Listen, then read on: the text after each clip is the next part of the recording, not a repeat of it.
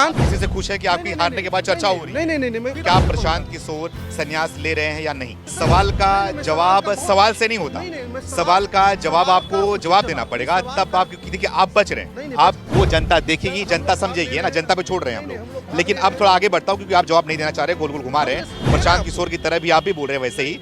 नमस्कार, मैं Sumit Tiwari, NMF news में आप सभी का बहुत बहुत स्वागत है। मैं बिहार में हूं और जिस तरीके से एनडीए के जीतने के बाद उसके बाद से कई आरोप प्रत्यारोप भी लगना शुरू हो चुके हैं और साथ ही साथ लोगों की नज़र है इस समय प्रशांत किशोर पर। जन स्वराज पार्टी ने जिस तरीके से बिहार में चुनाव लड़ने के बाद जो है एक भी सीट हासिल नहीं करी, तो लोग उनसे पूछ भी रहे हैं प्रशांत किशोर से कि उन्होंने जो वादा किया था कि जेडीयू को 25 सीट नहीं आएगी तो संन्यास ले लेंगे। इसी को जानने के लिए मैं थोड़ा जन स्वराज पार्टी के कार्यालय में आया हुआ था। यहाँ पे कुछ लोग मुझे मिले हैं और इनसे थोड़ा बातचीत करते हैं और समझने की कोशिश करते हैं कि प्रशांत किशोर अब क्या करना चाहेंगे।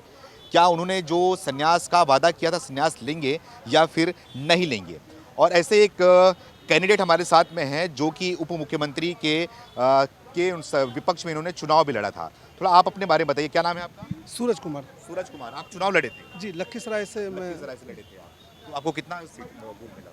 लगभग 9,000 के आसपास। 9,000 वोट मिला जी। तो क्या हुआ है, इतनी बड़ी हार कैसे हो गई? आप तो बोल रहे थे कि आएगी 30-35 वोट सीट तो आ ही जाएगी, लेकिन एक भी सीट नहीं है। देखिए, सीट से हर बात का मूल्यांकन नहीं किया जा सकता है। और जहाँ तक रही हार की बात, मुझे लगता है विश्व में पहली ऐसी पार्टी जन स्वराज होगी जिसके हारने पे इतनी चर्चाएं हो रही हैं। मतलब मोदी जी 15 लाख देंगे कि नहीं देंगे, ये सवाल कोई पूछने वाला नहीं है मीडिया में। लेकिन प्रशांत इसी से खुश है कि आपकी हारने के बाद चर्चा हो रही है? नहीं, मैं बता रहा हूँ कि मोदी जी 15 लाख देंगे कि नहीं देंगे, इस बात की चर्चा मीडिया में नहीं है। मीडिया का साहस नहीं है ये बात मीडिया पूछे। अभी भी प्रधानमंत्री हैं, जाके पूछे उनसे कि 15 लाख कब देंगे। लेकिन इस बात की चर्चा है कि प्रशांत किशोर राजनीति कब छोड़ेंगे। नहीं, उन्होंने वादा किया था ना, वो जो है वो लगातार खुल के बोल रहे थे। उन्होंने अभी भी स्पष्ट कहा कि उन्होंने कहा कि मैं राजनीति छोड़ूंगा, 25 सीट पे अब भी कायम है। लेकिन मीडिया ने एक बार भी ये सवाल नहीं उठाया कि 10,000 रुपये जो दिए गए वो क्या ब्राइब था, वन टाइम पेमेंट था। उन्होंने, हमारे नेता ने स्पष्ट कहा है कि अगर वो वन टाइम पेमेंट नहीं था, स्वरोजगार था, तो जितने परिवारों को एक विधानसभा में लगभग 60,000, कहीं संख्या 62,000 भी है, कहीं ये संख्या 64,000 भी है, तो उन सभी परिवारों में 64,000 महिलाओं को 2-2 लाख रुपया अगले 6 महीने में वो अगर पहुंचा देते हैं तो फिर वो कहेंगे हम राजनीति छोड़ देंगे। नहीं देखिए, ऐसा नहीं होता, ऐसा नहीं होता। उन्होंने इसकी पहले तो नहीं बोला था, जब वो बोले थे तो सोच समझ के तो नहीं बोले थे कि ये कर देना। वाद उन्होंने क्या बोला था, साफ शब्दों में बोल दिया था कि मैं संन्यास ले लूंगा। अब जो है उसमें टर्म्स एंड कंडीशन डालना, क्या लग रहा है आपको कि इससे बच रहे हैं, सवालों से बच रहे हैं? अब उनको लग गया है कि हाँ मैं हार चुका हूँ, संन्यास लेना पड़ेगा, पत्रकार सवाल पूछेंगे, तो इसलिए ये टर्म्स एंड कंडीशन डाल रहे हैं क्या? भाजपा पहले कही थी क्या कि 15 लाख वाला हम जुमला फेंक रहे हैं? आप लोग ये सवाल एक बार उनसे, सवाल का जवाब सवाल से नहीं होता, सवाल का जवाब आपको जवाब देना पड़ेगा, तब आप, क्योंकि देखिए आप बच रहे हैं, आप भी बच रहे हैं और प्रशांत किशोर भी बच रहे हैं। बच नहीं रहा हूँ, मैं स्पष्ट कह रहा हूँ कि उन्होंने ये तो नहीं कहा था कि आप 10,000 रुपये की जो है वन टाइम पेमेंट जाकर कर देंगे घर घर, ये तो नहीं कहा था।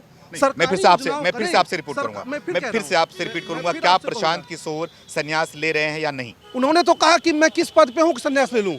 अगर वो किसी पद पे, राजनीति से क्यों कैसे संन्यास होगा? उन्होंने साफ शब्दों में बोला था राजनीति से। उन्होंने तो कहा हम राजनीति करते ही नहीं है, हम हिंदू मुस्लिम को लड़ाने की राजनीति नहीं कर रहे हैं, हम जातियों में बांटने की राजनीति नहीं कर रहे हैं, हम तो सामाजिक मुद्दों की बात कर रहे हैं। ये जनता है बहुत चालाक होती है, ये जनता बहुत चालाक होती है, इसको कितना भी घुमाने की कोशिश करोगे ना, फिर भी जनता को सिर्फ चीज समझ में आती है कि आप गोल गोल घुमा रहे हो। जनता के जनाधार को हम लोग बिल्कुल जो है एक्सेप्ट कर रहे हैं और उसको एक्सेप्ट करते हुए हमने एक चुनौती सरकार के समक्ष ये रखी है कि अगले 6 महीने में आपने जो वादा किया है, इस बार 2 लाख रुपये वाला, बिल्कुल चुनौती रखिए, सरकार के पीछे पड़िए। मेरी बात सुनिए, भले ही आपको एक भी सीट ना आया हो, बिल्कुल चुनौती रखिए, सरकार के पीछे पड़िए, उनके वादों को याद दिलाते रहिए। ये आप लोगों का काम है क्योंकि आप पार्टी बन चुके हैं, है ना। लेकिन साथ ही साथ सवाल ये भी उठ रहा है, क्या संन्यास लेंगे? यही तो हमारे दल की ताकत है कि एक भी सीट ना आते हुए भी आप लोगों का इतना स्नेह और प्यार मिल रहा है कि आप हमसे लगातार सवाल पूछ रहे हैं। आपको ये सवाल जाके अब जिनको बिहार की जनता ने बागडोर सौंपी है उनसे भी पूछना। जवाब तो नहीं मिल रहा है ना, सवाल तो पूछ रहे हैं लेकिन जवाब नहीं मिल रहा है। जवाब हम लोग दे रहे हैं। हमने कहा भाई, हमने तो एकदम स्पष्ट तौर पे हम कह रहे हैं 2 बातें होगी, या तो हाँ होगी या तो ना होगी। अब दोनों में से एक ही बातें आप नहीं बोल रहे। नहीं, स्पष्ट हम कह रहे हैं। अभी भी हमारे नेता ने कहा स्पष्ट तौर पे कि मैं अब भी उस बात पे कायम हूँ। 10,000 अगर वो वन टाइम पेमेंट नहीं है, अगर 2 लाख रुपया मिल रहा है 64,000 लोगों को, 60,000 लोगों को हर विधानसभा में, तो कह रहे हैं कि अब भी मैं राजनीति छोड़ने के लिए तैयार हूँ।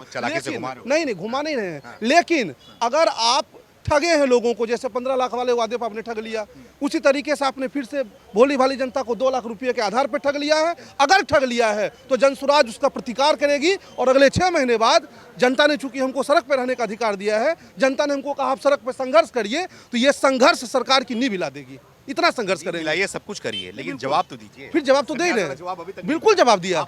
एक सवाल और दाग दिए उस हमने पे। सवाल, आप सवाल का जब जवाब न उन्होंने देते कहा था- हुए जब उन्होंने आप कहा एक था- सवाल और दाग दिए। जब उन्होंने कहा था कि जब हम संन्यास लेंगे, तो क्या उन्होंने कहा था कि 40,000 करोड़ की जो योजनाएं रोल आउट होंगी उसमें घर घर जो है वो 10,000 रुपया पहुंचाया जाएगा? क्या उन्होंने कहा था कि जीविका दीदियों को जो है लगा दिया जाएगा बूथ पे? क्या स्मूथ जो है वो वोटिंग परसेंटेज भरवाइए? सारे नियमों को ताक पे रखा गया और सारे नियमों को ताक पे रखकर जो है वोटिंग परसेंटेज के नाम पर जो खेल खेला गया है, उस खेल को जनता भी समझ रही है।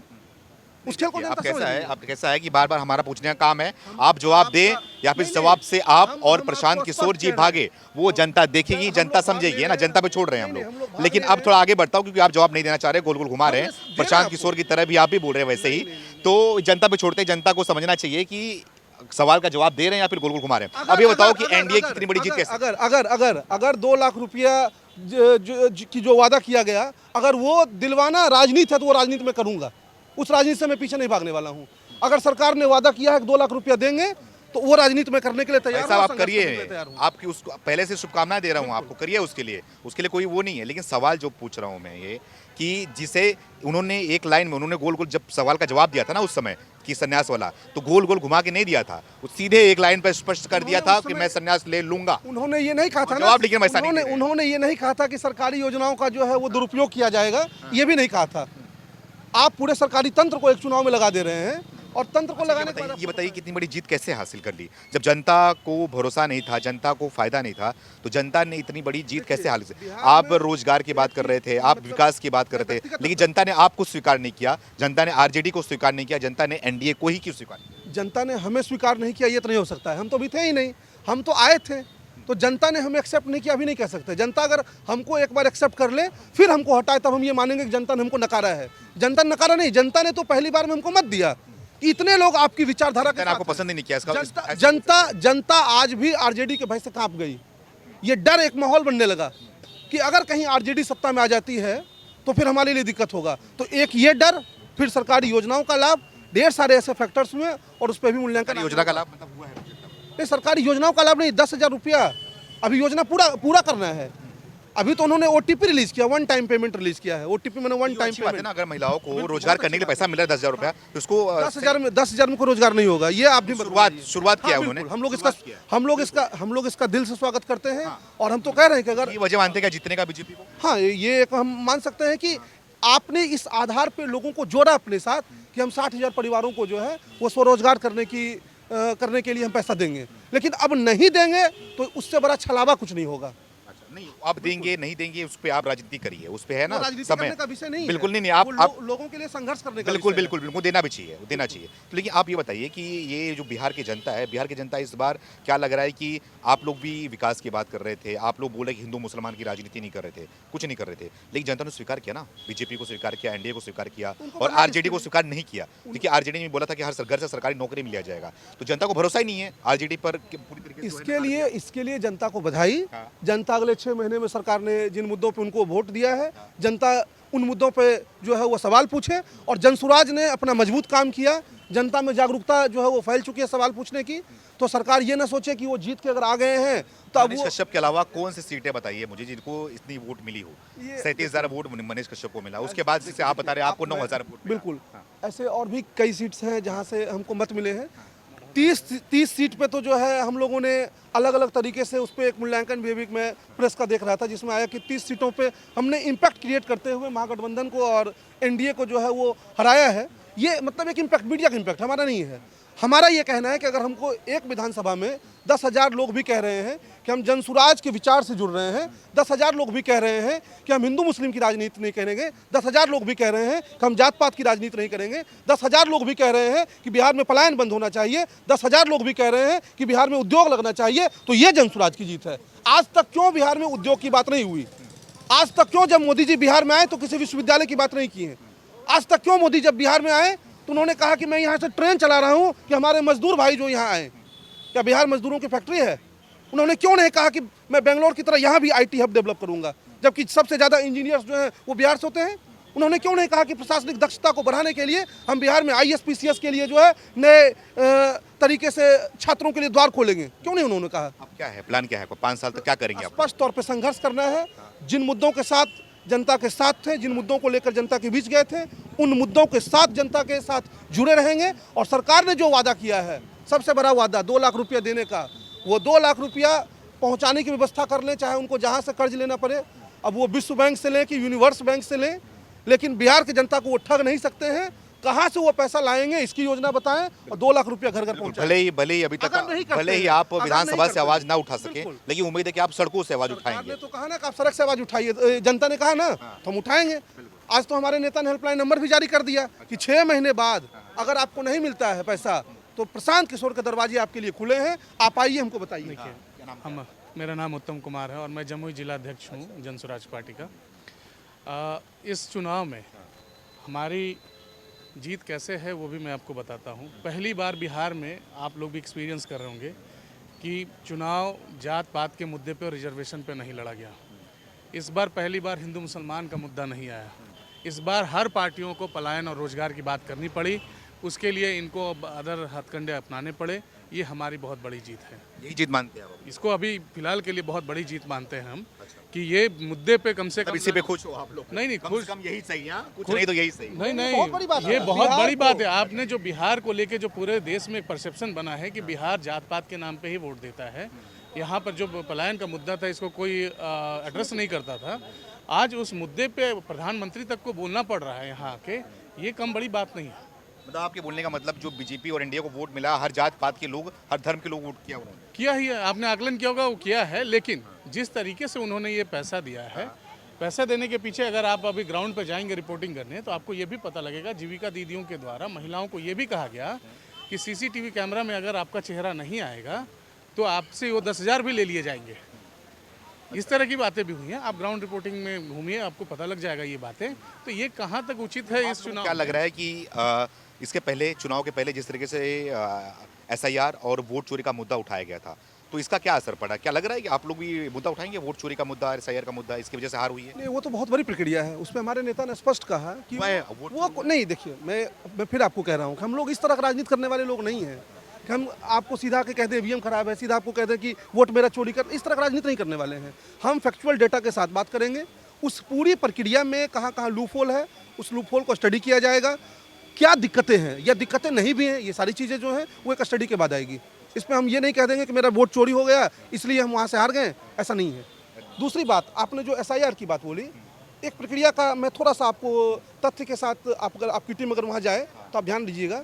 लखीसराय विधानसभा में शर्मा नाम का एक गाँव है। शर्मा में महादलित बस्ती है। चुनाव के बाद काउंटिंग से पहले मैं उस महादलित बस्ती में गया।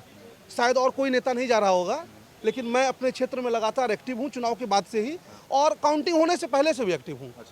तो मैं उस महादलित बस्ती में जब गया तो मेरे संज्ञान में ये आया कि लगभग 30 से 40% लोग ऐसे हैं जिनका वोटर ID आज तक बना ही नहीं है, नहीं बना उनका वोटर ID। पूछने पे पता चला कि उन्होंने बताया कि चूंकि जो लोग BLO हैं या जो लोग वोटर ID को बनवाने में प्रक्रिया का निर्वहन कर रहे हैं, उन लोगों को लगता है कि हमारा वोट उनके कंट्रोल में नहीं है, इसलिए वो ज़्यादातर लोगों के यहाँ नाम जो है वो जोड़ने की प्रक्रिया को धीमी कर देते हैं। तो ये कुछ बातें हैं जिस पे हमको लगता है चुनाव आयोग को ध्यान देना चाहिए। सरकार को मैं नहीं कहूँगा इसमें, क्योंकि ये उसका काम है ही नहीं जो है, तो चुनाव आयोग को ये ध्यान देना चाहिए। अब हम मान लीजिए ग्राउंड पे गए, अगर अब चुनाव आयोग को लगता है कि नहीं गलत बोल रहा है तो चुनाव आयोग शर्मा गाँव एक बार चला जाए, महादलित बस्ती में चले जाएं और वहाँ पे एक बार मूल्यांकन कर लें और एक खंडन का वीडियो जारी कर दें कि देखिए भाई जन स्वराज के प्रत्याशी ने जो कहा होगा। आपका नाम क्या बताया अपना? सूरज कुमार। सूरज कुमार। आप चुनाव कहाँ से लड़े थे? लखीसराय विधानसभा। लखीसराय विधानसभा से चुनाव लड़े थे।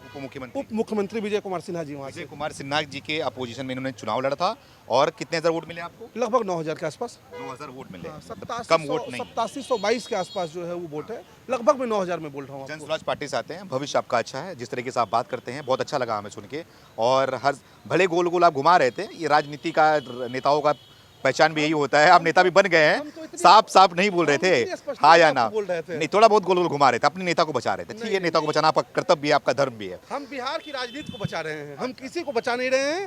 तो देखिए, जन स्वराज पार्टी के कार्यालय में हम आए थे, थोड़ा समझने की कोशिश करें। आज प्रेस कॉन्फ्रेंस भी था, इसी विषय को लेकर थोड़ा लोगों से बातचीत भी कर रहे हैं और माहौल जानने की कोशिश कर रहे हैं। थोड़ा आपसे बात करना चाहूँगा मैं, थोड़ा अपना परिचय बताइए। मैं सोनाली आनंद और मैं प्रदेश प्रवक्ता के तौर पे यहाँ प्रवक्ता हैं आप, तो क्या क्या मानते हैं आप, कहाँ गलती रह गई? जनसुराज को जो है इतना कहीं वोट ही नहीं मिला और सुपड़ा साफ हो गया, एक भी सीट नहीं आई थी, इसका क्या मानते हैं? देखिए, सबसे पहली बात, जिस पूरे मीडिया में या पूरे जनता में जो इसकी बात हो रही कि ये जो एक फेयर फील्ड की हम बात करते हैं, वो यहाँ पे नहीं। आप इस बात से नकार नहीं सकते, ना बिहार की कोई जनता नकार सकती है। तो जहाँ पे इलेक्शन फेयर फील्ड पे ना हो, हर प्रत्याशी फेयर फील्ड पे ना लड़े, तो वहाँ पे आप ऐसे रिजल्ट्स आए हैं तो कोई बहुत चौंकाने वाली बात नहीं।